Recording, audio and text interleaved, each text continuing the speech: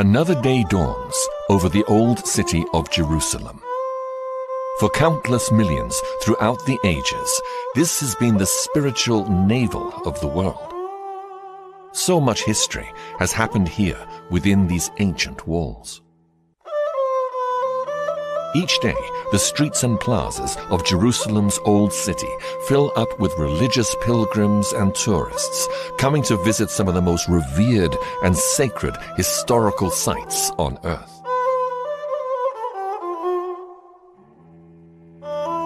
Within this ancient city once stood the first and second Jewish temples, making Jerusalem the focus of the spiritual longing of all Orthodox Jews. From the Dome of the Rock, Muslims believe that Muhammad ascended up to heaven on a celestial steed, which made Jerusalem forever sacred in the sight of Muslims.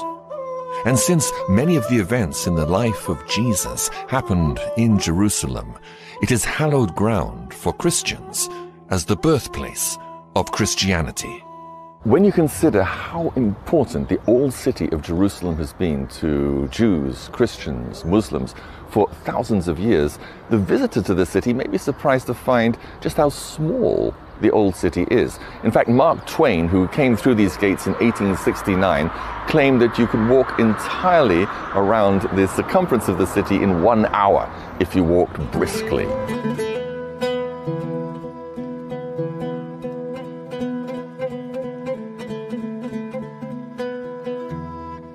But these walls are less than 500 years old, built by the Turkish ruler Suleiman the Magnificent. During its long history, Jerusalem has been completely destroyed twice and captured 44 times. The walls, gates, and buildings have been destroyed and rebuilt many times. This is Damascus Gate, one of Jerusalem's busiest and most ornately decorated gates. There are 6 other gates into Jerusalem, making 7 entrances in all.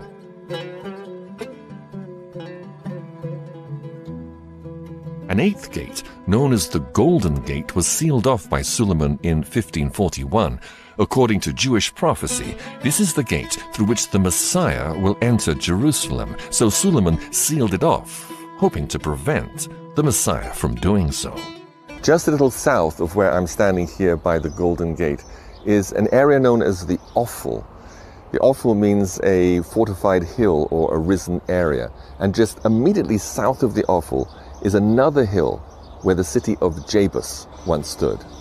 These ruins are all that remain of the Jebusite city before King David besieged and captured Jebus in 1003 BC and renamed it Jerusalem. David brought the sacred Ark of the Covenant into the city, establishing Jerusalem as the center of Judaism. David longed to build a house for God where he could place the Holy Ark. So he bought a farmer's threshing floor from a Jebusite named Averna for 50 shekels of silver. And this was to be the site of the splendid new temple. But God told David that he was not to be the one to build the new temple. Instead, his son Solomon would be given the task.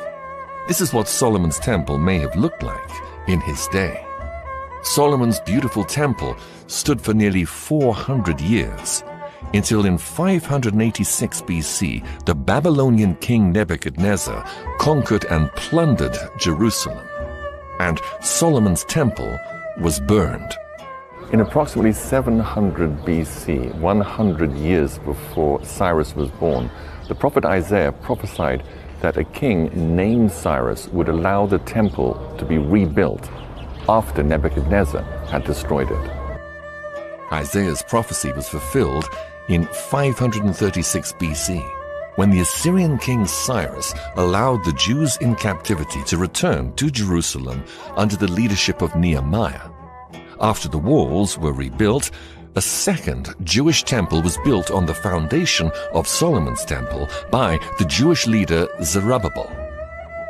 A full 500 years passed before Herod the Great ordered a massive reconstruction and embellishment of the temple. This is a detailed model of Jerusalem and Herod's temple constructed in 1973 by the famous historian Michael Avi-Yore, on display in the gardens of the Israeli Museum. In 69 AD, Titus, the son of Roman Emperor Vespasian, marched on Jerusalem to suppress a Jewish rebellion, and in 70 AD, Titus torched the entire city, and the second Jewish temple went up in flames. Since then, for nearly 2,000 years, there's been no Jewish temple standing in Jerusalem. But still, thousands of people every day make their way to the Western Wall, widely believed to have once been part of the actual temple complex. Here, the Jewish people come to mourn the destruction of their temple. Here they can contemplate the many hardships they have endured throughout their history and pray for the return of the glory of their ancient past. No trees can be planted in the courtyard as long as the third and final temple remains unbuilt. After the destruction of the Jewish temple in 70 AD, the Jews never rebuilt a third temple during all those years. But why? I'm joined by Robert Mandelbaum, who's an eschatologist and Bible researcher. Robert, why was this? Why have the Jews never rebuilt their temple? Well, thanks for having me, Chris. It's great to be here. After 70 AD, the Jews were scattered throughout all of the world, and there came a time when Jews were not even allowed to live or visit Jerusalem. They wanted, of course, to rebuild their temple, and thanks to the Temple Institute, which is just behind us, all the plans are already made. The sacrificial altar has been recently constructed. The priest robes have been made. Pretty much everything is ready to go. Robert, help us understand, why is it so important to the Jewish religion to rebuild their temple? What is the significance of the temple to them? Well, Chris, there's many important reasons, but the primary reason, the number one reason, is the Jewish people do not believe their Messiah will arrive until that temple is rebuilt. So what's the problem? With everything set and ready to go, what's to stop the third temple being built? Well, the problem is that building you see over there above the Western Wall. It's called the Dome of the Rock. The Dome of the Rock was built by the Arab Caliph Abd al-Malik in 691 AD. It stands on what is known as the Temple Mount, on the Haram al-Sharif. The Haram al-Sharif is currently the site of the Al-Aqsa Mosque, which has a silver dome, and the Dome of the Rock, which has a golden dome. And it has a tradition from the 12th century of being the place where Muhammad's stepped off of the earth and onto his horse, and then the horse was taken up into heaven, and so was Muhammad. That's a very late source. It is not from the Quran, but it's a traditional Muslim source. It's the Haram. A lot of people call it the Temple Mount, Dome of the Rock, the Al-Aqsa Mosque. It's this incorporated area that I call the Temple Mount platform that is 36 acres that's up on the Temple Mount area. And it's controlled and managed by the Muslims. And the Jews desperately would love to build their temple there. They believe it's somewhere up on that platform. A lot of people say it's the south or the north, or they're not really sure to where the temple was. But most people will say that is the area of where Solomon's and Herod's temples once rested. But what if the Jewish temples never stood on the Temple Mount where the Dome of the Rock now stands? Robert is one of a number of leading Bible experts and researchers that believe that this is indeed the case. Well, Chris, if you look at 2 Samuel chapter 24 and 2 Chronicles chapter 3, they will show you the exact location of where Solomon's temple was built. The thing that's important to understand is the place that David bought from Arvana, the Jebusite, was a threshing floor. The rock under the Dome of the Rock in no way resembles a threshing floor. It's a rough-hewn rock full of holes and just very uneven, and no farmer would ever use that as a threshing floor. What we're really talking about here is the Bible specifically telling us where the temple was built. And Scripture is telling us that the temple was built in the city of David, more specifically in the Jebusite fortress on the threshing floor of Ornan, which is, I would assume, would be very close to the Gihon Springs in some respects. So Robert, if the Jewish temples never stood where the Dome of the Rock now stands, then where were they built? Well, they were built several hundred feet south of the Dome of the Rock in an area called the Ophel. And all you have to do is study some verses out of Nehemiah chapter 2 and Nehemiah chapter 3. And again, it pinpoints and gives a very clear description of where the temple was built. The key word in that verse, Nehemiah 2:15, is brook. I went up by the brook. And if you look at Nehemiah 3:7, it uses the word river. There's only one brook, one river, one stream within 5 square miles of Jerusalem. There is no river, no brook, no running water on the Haram el-Sharif. The only place in all of Jerusalem where there is running water is the Gihon Spring. And where is the Gihon Spring in relation to where we're sitting now? Well, the Gihon Spring is just a few hundred feet south of where we are presently sitting. Do you want to take us down there? Yeah, let's go.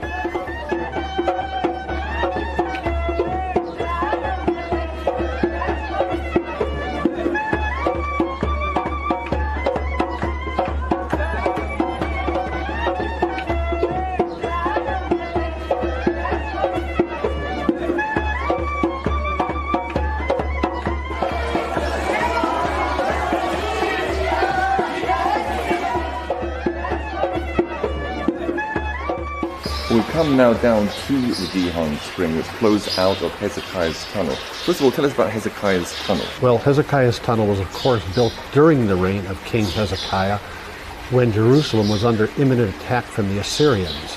Hezekiah took the Gihon Spring, built this tunnel, and channeled the waters of the Gihon through the tunnel which you see before us. And what is the relevance of the Gihon Spring in relation to where the temple once stood? Well, when the ark was in Shiloh and David brought the ark from Shiloh, he placed it at the Gihon Spring.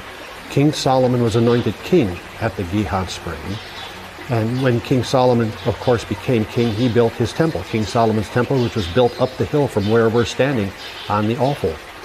So the waters of the Gihon Spring are very pure? Well, they were at one time, but in 1067 there was a major earthquake in which 25,000 people were actually killed. The topography of the area was changed, and the waters of the Gihon became bitter. So the Gihon, and it's amazing, a siphon spring, one of only maybe a dozen in the whole world that work that way. So it's an amazing water system that you have there. Gihon means gusher, because what would happen several times a day, this water would be gushing out of there. And like I said, if you look in any ancient tell, a tell is an archaeological, artificial mound. You need 4 things to make a city. You have to have food, water, road, and defense. Any ancient city had to have that.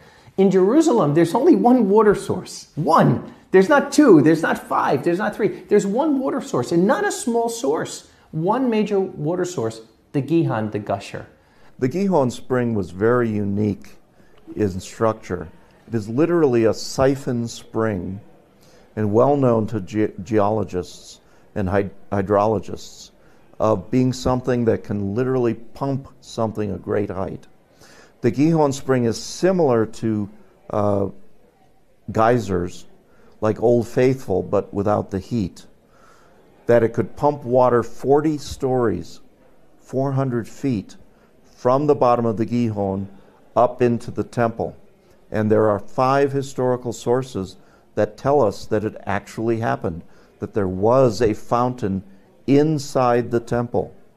Besides the biblical information, the biblical sources from Joel, Ezekiel, and from the Psalms, several Psalms, put it all together, and there was a fountain in the temple at the top of the city of David, on the top of Mount Zion, at that temple. And it also existed in the reconstruction by King Herod.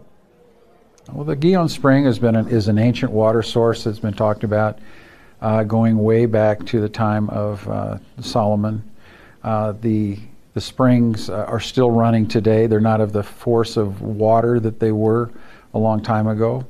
A lot of Jerusalem has been dug up, and the rock might have, through fracturing and modern construction, have precipitated that. But the Gihon Springs has been this ribbon of water that's the lifeblood of the city of David. It's like water pumping through the veins of a human. The city of David has this water pumping through it, which gives his life, and gave it. The reason that David even took it was probably that water source. But you need to have flowing water in the ceremonial of the cleansing of several things. The priests going in the temple to worship. You need spring water to add to the ashes of the red heifer for purification. So water is essential, and there's no water on the Temple Mount, the traditional Temple Mount up above. They've uncovered the real pool of Siloam. They just did this in the last couple of years. It's an amazing story how they found it. But what was interesting, I was down there with the archaeologist who actually found it, and he told me that that area was an acre big. And his words, not mine, he said it's the world's largest mikveh. It went off in my head. Of course, 10,000 people would be mikvehing there. So the fact, if you're mikvehing and you're getting ceremonially clean down there, does it make any sense that you're going to walk a third of a mile and maybe be unclean again? So the temple would have to be close to the mikveh, particularly that it's the biggest mikveh in the world, a 10,000 person acre mikveh where the pool of Siloam is. And yet they found the stairs now, the original stairs from the Herodian period that go back up toward the city of David where the temple would have been. So if the temple stood over the Gihon spring, then how did the buildings up on the Haram al-Sharif, how did they get their water? Well, there's 37 cisterns up there. They're very big.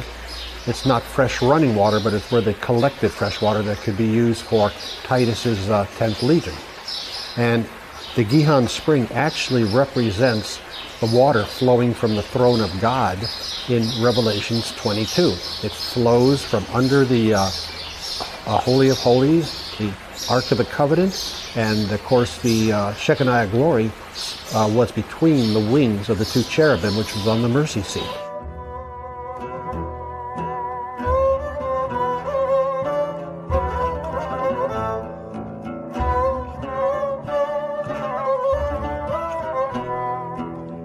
We're here in the city of David, where so many things happened in the Bible. And very interesting that, do you know, just 100 years ago, nobody knew this was Mount Zion. Most people thought up to the north of here was Mount Zion. And it was actually by an accident that they even found out that this was Mount Zion by finding the tunnel that goes into where Hezekiah's tunnel is. So if they could get Mount Zion wrong for all these years, the most important mountain in the Bible, could it be possible that they could possibly get wrong the location of the temple? The historian Josephus actually proves this. Many people will say, oh, Josephus exaggerated. Josephus wasn't true in what he was saying. But when you realize that where we're standing here in the city of David was really where the temple was, and just to the north of me, where the harem is, was actually the Fort Antonia, Josephus' writings not only become reliable, but they become most accurate. Josephus told us that the ridge we're standing on, which would have been the northern tower of the temple, was exactly 600 feet from valley to valley. Here we are standing here. This area we're standing here from valley to valley is exactly 600 feet. Not 610 or 620 or 580, but exactly 600 feet, exactly like Josephus said. But most importantly, in the last 18 years they've been doing digs here. And those digs, at least in my estimation, have proved what Dr. Martin's theory was and what many other people are coming to the conclusion, that the area we're standing in right now in the upper part of the city of David, the Ophel area, was indeed where the temple was.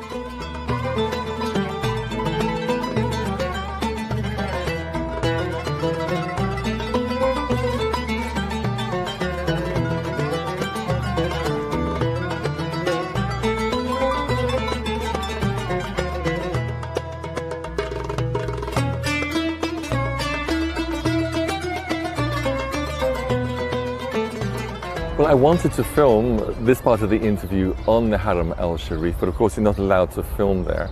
So we're at a scenic spot by the old city walls. But Robert, I want to ask you, what is the Haram al-Sharif? What does it actually mean? Haram al-Sharif means noble sanctuary. It's where the Dome of the Rock is located, as well as the Al-Aqsa Mosque. It's the third most holy place in the Islamic religion. And it's quite a wide area. So back before the Dome of the Rock and the Al-Aqsa Mosque were built, back in the time of Jesus and the time of the temples, if the temples weren't standing there, then what was up there in that large area? Well, that was Fort Antonia, and that's where Titus housed the 10th Legion, which consisted of 6,000 soldiers and approximately 4,000 support staff.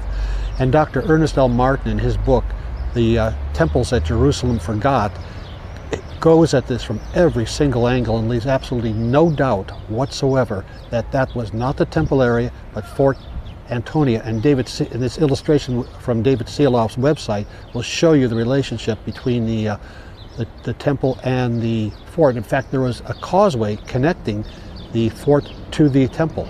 Well, Robert, what about the Wailing Wall, or the Western Wall, as it's more correctly known? I mean, the Western Wall is venerated by Jews and millions worldwide. Are you telling me that the Western Wall has nothing to do with the Jewish temple? That's correct, Chris. It has absolutely nothing to do with the Jewish temple. The Western Wall is the Western Wall of Fort Antonia. Actually, it's part of the retaining wall with additional stones above the larger, much larger foundational stones up to about 6 levels, 8 levels. It depends where along the structure this is all established.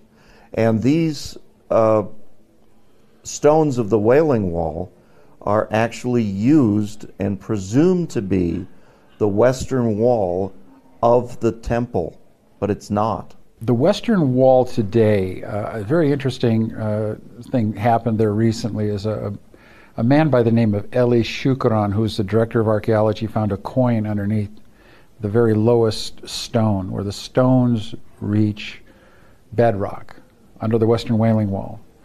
And a lot of people have been arguing how old this was. Well, kind of it was settled because Eli Shukran dug underneath and found underneath the lowest stone that reaches bedrock. He found a coin of Valerius Gratus, who was the prefect of Rome under Tiberius Caesar. The coin dated to 20 AD. Very interesting because Herod died in 4 BC. So 24 years after Herod's death, we have this wall being built attributed to Herod, which poses a lot of very interesting questions as to who really built this wall and why did they build it. Omar and his family have owned the old city of Jerusalem's most famous antique jewelry shop for 9 generations, dating back 388 years. His shop has a dazzling variety of antiques and coins that have been unearthed in numerous excavations in Jerusalem over the years, including from the supposed Temple Mount area.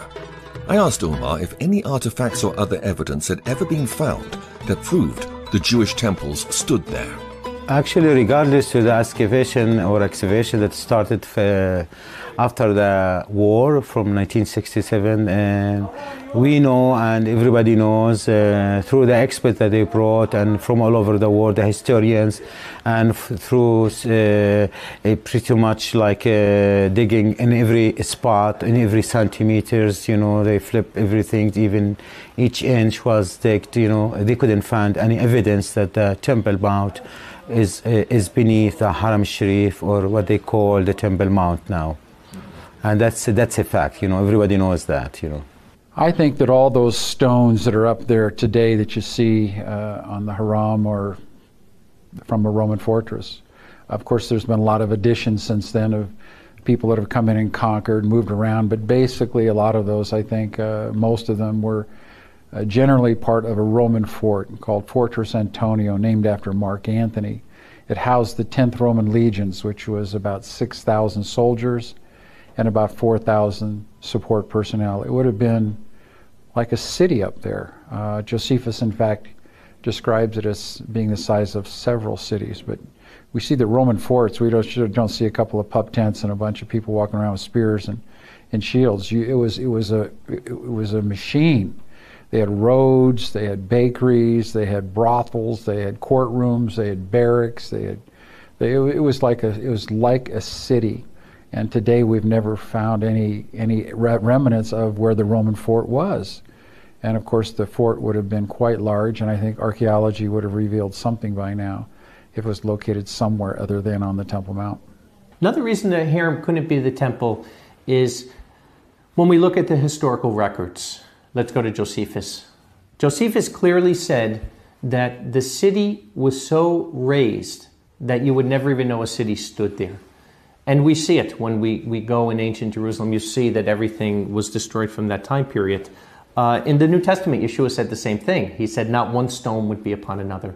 And there, in what they're calling the Temple Mount, the harem, you have 10,000 Herodian stones, 10,000. So not only do you have 10,000 stones that aren't supposed to be there, but if that's the temple and not the Fort Antonia, the stones should not be Herodian stones at the base, they should be Solomonic stones. So that fact alone, that there's no Solomonic stones, but they did find the Solomonic stones in the city of David, and they did find the tower that Nehemiah built. They found it there. They have the archaeological evidence of the oil lamps and the pottery from the Persian era from that time. Clearly shows that the temple had to be in the city of David and not in the harem. Antonia, which we believe is the Harem Sharif, or the Harem Sharif was the remnants of Fort Antonia, encompasses an area of 36 acres. And basically, it is the size of a typical Roman fortress, according to schematics and even remnants of other permanent Roman fortresses all over Europe, in Germany, and other places, even in Africa. The fort that was built by King Herod of Israel is typical of a Roman fortification built to their specifications of that time period. Another thing that most of the historians have neglected is the fact of, Josephus tells us the size of the temple. The size of the temple was 600 feet square. It was a square. It's very, very simple when you look at the records. Now, it was enlarged by Herod, but certainly not to the point of the size that you see the harem. Now, the interesting thing, when you look at the size of the harem, it's 96% exactly the size of every ancient Roman fort. And remember, the Roman fort was the property of the Roman Empire.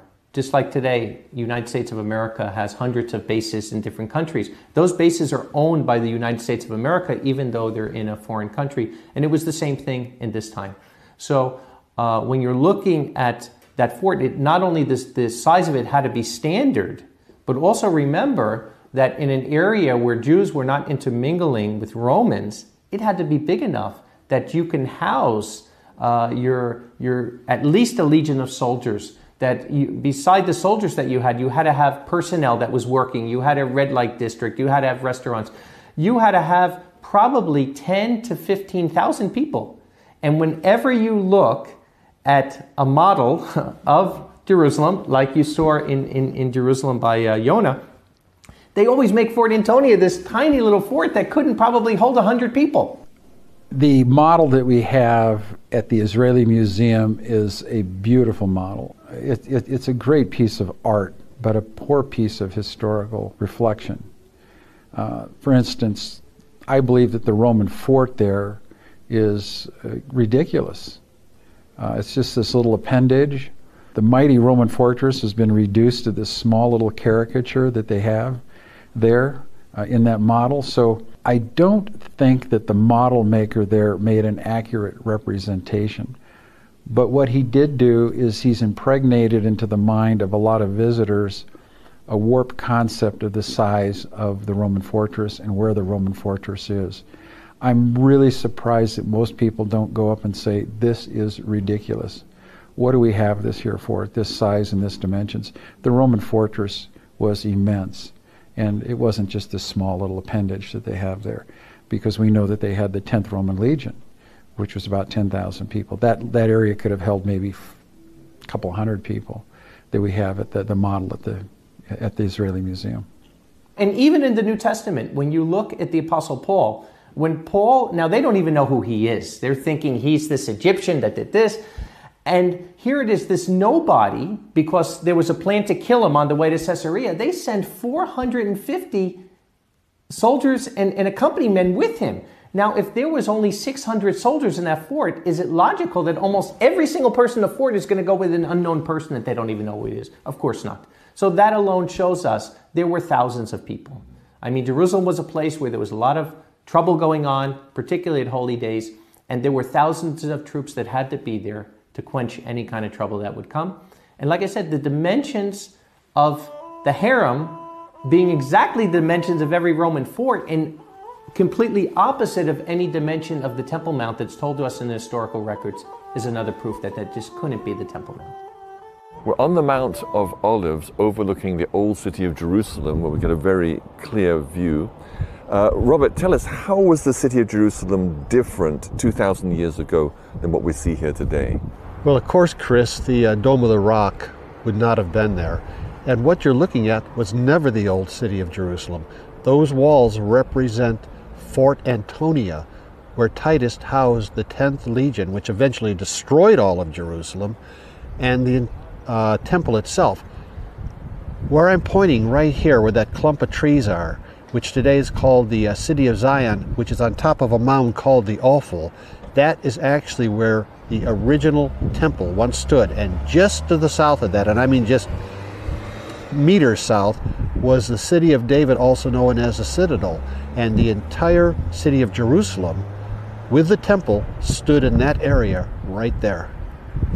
The reason we know that it's there is because Josephus, the Jewish historian, who lived in Jerusalem, and he was there and present at the destruction of Jerusalem, and he saw it in a destroyed condition afterwards, and he was given the Jewish records of King Herod as to the construction of Fort Antonia, and he was given the Roman records in regard to the Jewish wars, who did what when and who destroyed what, and how the war progressed. Josephus was a first century historian. He was Jewish, commander that was conscripted to be sort of a historian of sorts. His writing is impeccably accurate. People say, oh, he's so great of a historian, except when he's talking about the temple. And then he just seems to have this weird perception of history. No, he had a perfect perception of history. He knew where the temple was. He knew it was destroyed down the very foundations. So historians say, well, he was great up until he talked about the temple. But no, he was right about the temple. We have been wrong. So I think we should follow the first century eyewitness as opposed to a 21st century guessing, observant person.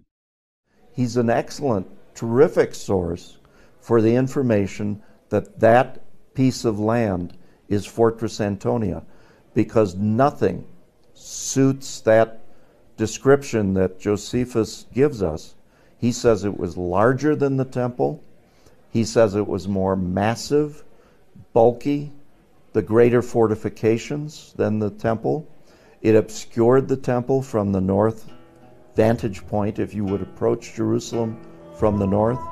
And everything fits Fortress Antonia being that structure of the Haram Sharif. Nothing else fits.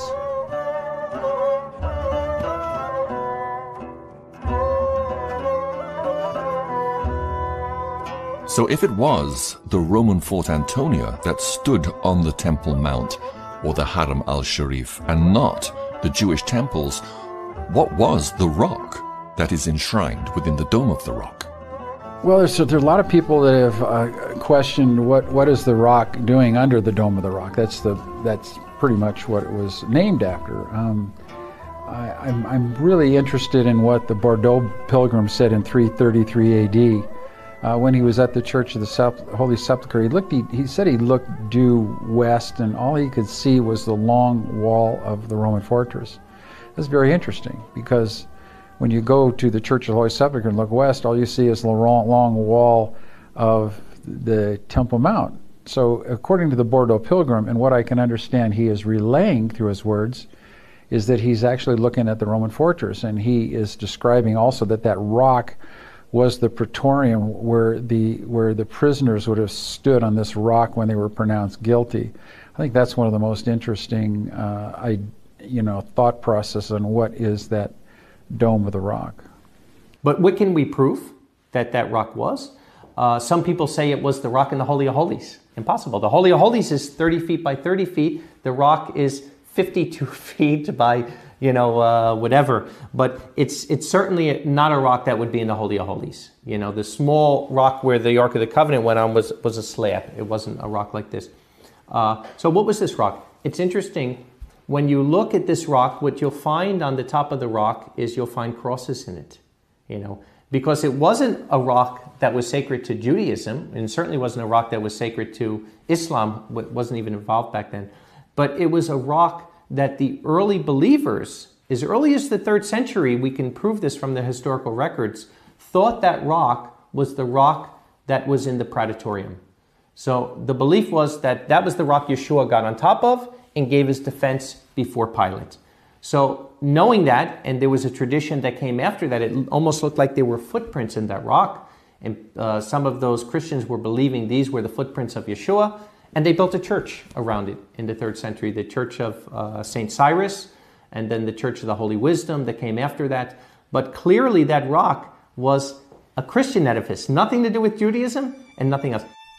In 70 AD, the Romans decided to put a final end to Jewish rebellion, and Titus, the son of Roman Emperor Vespasian, marched on Jerusalem with 65,000 men and torched the entire city and the temple.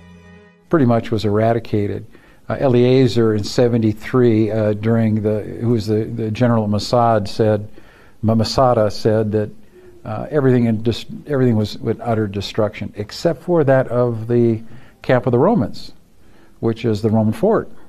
So everything was destroyed. So I think that when you talk about in 70 AD what was destroyed, I think the temple was destroyed to the very foundations. Josephus said that you wouldn't even know that there was a city there where the temple stood in 70 AD, thus fulfilling the prophecy of Jesus in Matthew 24, when he said that all the stones, every stone, utterly, completely, and totally down to the very foundations would be destroyed. So I think we have a fulfillment of prophecy if we correctly identify where the correct location of the temple is located. Fort Antonia remained on the Haram Sharif under different names. In other words, when did it stop being Fort Antonia? Mm-hmm. After Jerusalem was destroyed, it had a different name. It was actually the center of Aelia Capitolina, which was the renamed terminology for the city of Jerusalem. Emperor Hadrian decided to eliminate Jerusalem by changing the name and causing the reconstruction of the entire city. And it became to be quite a large city, and for a long period of time it was a Roman fortress housing the 10th Legion Fretensis until about 250 years after the destruction of Jerusalem. That 10th Legion was based there. The temple was destroyed in 70 AD, and then it really wasn't much of a city until it was rebuilt and renamed Aelia Capitolia, which was its new name, and it was a new city. So then it really took a very strong resurgence after the time of Constantine, when Constantine built the Church of the Holy Sepulchre. Then it really started taking off again, and then from then on it had a steady growth up until the time of the Crusades in 1099. Took another growth spurt there, and then it's pretty much stabilized after that, after the Muslims had it in the 7th century. There's a lot of argument as to when people started believing that the temple was on the Temple Mount. My personal belief is that in 1099, when the Crusaders conquered the Temple Mount complex today, and they saw the Muslim dome with the crescent moon on it. They ripped it off. They put a cross on there, called it the Templum Domini, which is Latin for the Lord's Temple. And from that point on, it became very popular throughout Europe that was the temple area. People did argue about it for some extent. They didn't know where the real temple was. But in time, they just settled on it. There was a man named Tudela, Benjamin Tudela, in the 12th century, very charismatic man, rabbi. And he said, hey guys, let's just settle on this. And people have, and tradition has sent its taproot down and taken root in both the church and both the Jewish belief systems. And from that point on, it's become historical fact. When I think it's been terribly, terribly mangled in history, and we have a wrong perception of where the temple is located traditionally, because it should be in the city of David.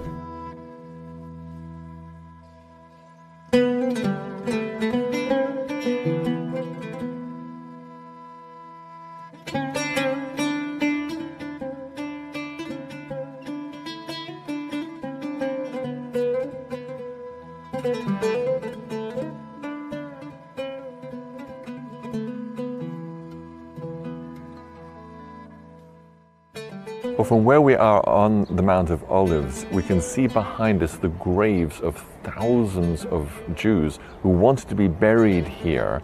Why? Why did they want to be buried right here, right up against the Mount of Olives? Well, according to Zechariah, the Messiah is going to return to the Mount of Olives. The Mount of Olives is going to cleave in half. Half is going to go toward the north, half toward the south. And the Jews as well believe this is where the resurrection is going to take place. But of course, the Jews believe that the Messiah can't come until the temple is rebuilt. So if it could be shown that the temple never stood where the Dome of the Rock now stands, but stood somewhere else, then that would solve the problem. It would, Chris, because that temple right there, the Dome of the Rock, is the most contested piece of real estate in the entire world. It could be a trigger for World War III. And if it could be proved, and not only proved, but accepted, that that temple stood on the offal south of Fort Antonia, it could bring about some type of a peace covenant. What do you mean by a peace covenant? The Jewish prophet Daniel, in Daniel chapter 9, prophesied that there would be a world leader that would arise and would confirm some type of a covenant that would bring some measure of tranquility to the Middle East. Even now, as wars are raging in Yemen, Libya, Syria, Iraq, Saudi Arabia is involved, this would bring about some measure of peace to this situation. And it would then also allow the Jews to rebuild their temple and begin their animal sacrifice once again. Now, I want to underline that the rebuilding of the Jewish temple is a very important milestone in the sequence of end-time events. And there can be many interpretations of Bible prophecy, who the Antichrist is, when he's going to come, even whether we're living in the end times at all. But when the Jewish temple is rebuilt, then we know for sure that we're in the last 7 years. And we lock in to a very definite sequence of events as foretold in the books of Daniel, Revelation, and many other prophetic passages in the Bible. Yes, the temple's very significant in end-time Bible prophecy. It's where the Antichrist finally declares that he is God, tries to bring about the end of the worship of the true God. It's also where he places what is known as the abomination of desolation, spoken of by Daniel the prophet and quoted by Jesus in Matthew 24. This abomination of desolation, or the image of the beast, as John calls him in the book of Revelation, do we know what it is, or what it's likely to be? Well, there are those who have speculated, and rightly so, that it could be some type of supercomputer combined with what the transhumanists are now pushing forward, as well as changes in the genome system. Science is putting it all together. Never before in world history that we know of has it been possible to track every man, woman, and child. But the Bible does talk in Revelations 13 about the mark of the beast, the famous 666. And somehow this abomination of desolation, it is what is going to be able to put that into practice and try and force people and cause people to take the mark of the beast, that no man may be able to buy or sell, save he that had the mark or the name of the beast or the number of his name. It all comes down to economics, Chris. If you don't have it, you can't buy and you can't sell. But none of this can happen until the third Jewish temple is built. This is an artist's conception of how the temple would look built on the Haram al-Sharif. Already, the Jewish Sanhedrin has appointed the high priest, and everything has been prepared for the ritual of daily sacrifice to resume after almost 2,000 years. And if the Jewish people could accept the overwhelming evidence that the temples never stood on the Haram al-Sharif or the Temple Mount, then construction of the coming temple could begin immediately. But will it? Or is tradition too strong? I think traditions are too strong until an event occurs which makes people really look at the facts. So until that time, I think we're going to have tradition is going to be stronger than historical fact. But tradition can change, but it takes a wrecking ball event to make that change in paradigm. Because like I said, that spirit of tradition overrides the truth. So that's what we're dealing with down there. And that's what I say. What I say is, look, there is enough evidence that I could prove to anybody that the temple was in the city of David and it wasn't on the Hiram. If I'm wrong, prove me wrong. Let's start dialogue. You know, if somebody can start a dialogue, and I've been looking for it for 15 years. You know, I'm not an argumentative person. I'll sit down, I'll listen to what has to be said. Prove me wrong. You know, prove Dr. Martin wrong. And yet up to this point, the problem isn't that they can't prove us wrong. The problem is they don't even want to start a dialogue. In this film, you've heard the opinions of a few of a growing number of archaeologists, historians, and academics who are convinced that the first and second Jewish temples never stood on the Temple Mount or the Haram al-Sharif. If they're right, then there's nothing to stop the third Jewish temple being built immediately in the city of David on the southeast ridge of Jerusalem. One thing is certain. According to Bible prophecy, the temple will be rebuilt, and both Jews and Christians are looking forward to that day.